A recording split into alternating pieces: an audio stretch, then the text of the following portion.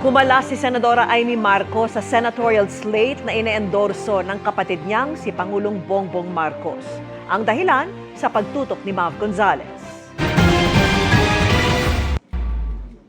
Matapos paimbestigahan ni Senadora Amy Marcos ang pag-aresto kay dating Pangulong Rodrigo Duterte, may mga punang hindi na binabanggit ni Pangulong Bongbong Marcos ang kapatid sa mga senatorial candidate ng administrasyon.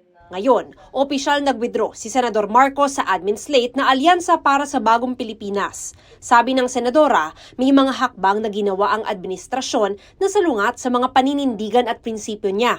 Kaya hindi na niya magagawang mangampanya kasama ang iba pang kasapi ng alyansa. Mananatili aniya siyang independent.